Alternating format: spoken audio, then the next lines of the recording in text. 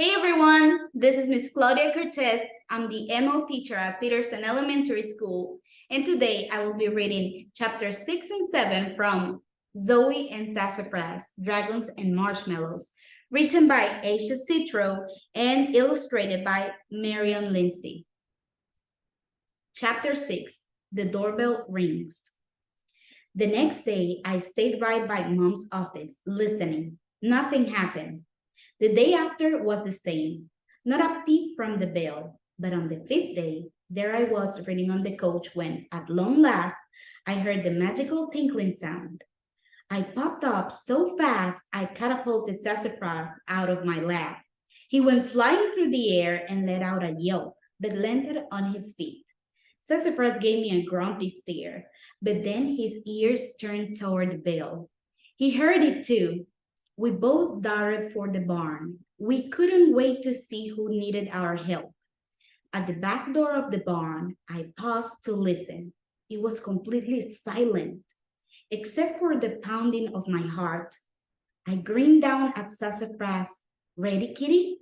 He meowed and pawed at the door. I took that as a yes.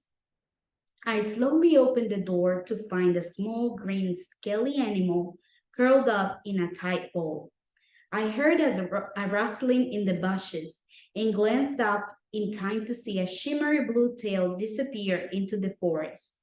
Maybe another animal had brought this one here for help?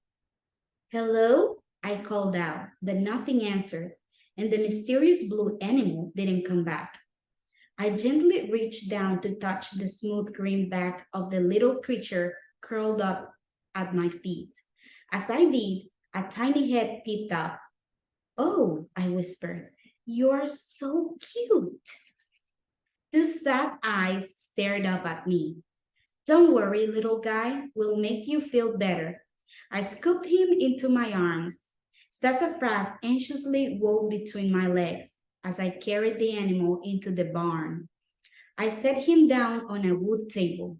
You're kinda heavy for such a little thing. I gave him one more gentle pet. He slowly stretched and two little wings and a long tail popped out. He was a dragon and he was so tiny, he just had to be a baby.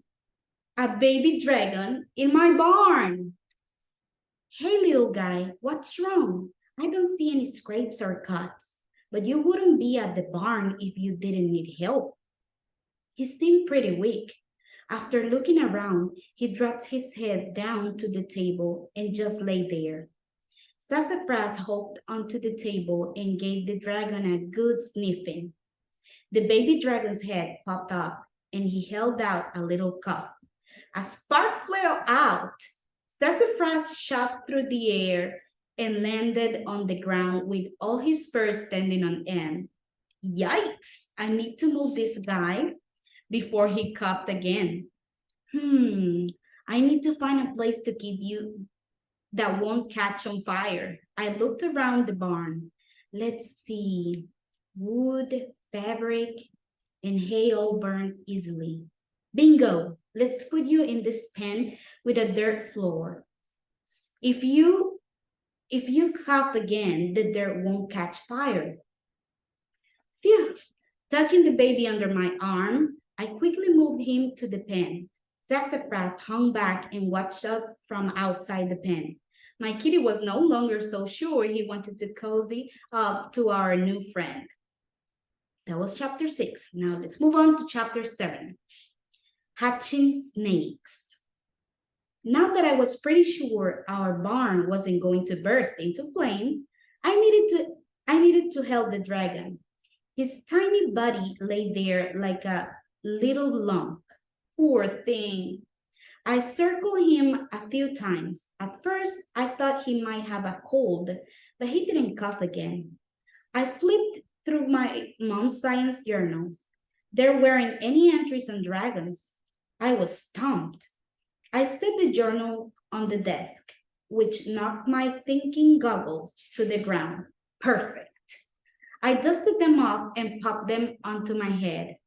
I could feel a memory tickling my brain right away. Something that had happened last summer? Something with the forest? That was it.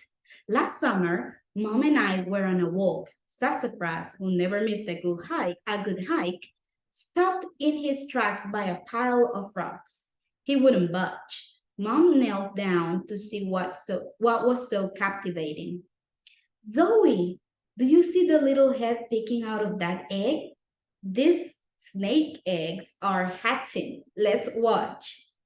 Each little snake head pushed and pushed until boom, its egg burst open and a baby snake slithered out.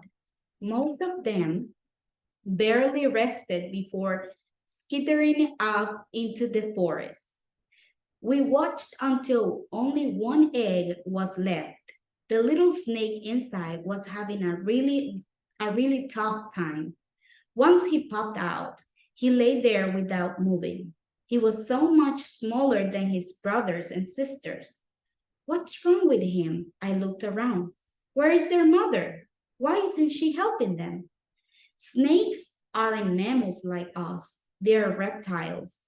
They have scales and the mother snake laid eggs. Remember how reptiles rarely take care of their babies? I did remember reading that, but now that I was seeing it in person, it seemed cruel. But they're so tiny. They can't take care of themselves. How will they know what to do? Even though they're small, they are born ready to take care of themselves. They know how to hunt, to feed themselves, and how to hide to keep themselves safe. I looked down at the tiny weak snake. What will happen to this one? He's so small. I frowned. He seemed sick. When animals have a lot of babies at once, sometimes there are a few that aren't as big or as strong as the rest. Some people call them runts. I'm sorry to say it, but they usually don't survive. A tear rolled down my cheek. Staring down at that tiny little snake and thinking of him dying was just too sad. Mom gave my shoulder a squeeze. Why don't we give this snake a little help? We could make his first meal nice and easy. It might give him a boost. Many baby snakes like to eat worms. Before my mom could finish her sentence, I was furiously digging. I am a champion worm finder. Within a minute, I found a good sized one. I felt a little bad because I kind of love worms, but we handed him over. Mom gently wiggled the worm in front of the baby snake and he perked up. He swallowed the worm in one big gulp. Sassafrass yelped as the little snake came to life and bolted into the bushes. I patted my thinking goggles. That was it. Maybe this baby dragon was the run of his litter. Maybe he was hungry. I solved it. All I had to do was get him some... Wait, what did dragon say? Okay, this was chapter 7 from the book, everyone. I think Zoe is in a little dilemma now. It's like a problem. Can you think of what the dragons like to eat? Probably you might guess it right. Well, everyone, tomorrow you'll have the answer for this question. What do you think Zoe will do with this problem? I think you're gonna find out very soon. Have a good reading, everyone. Bye.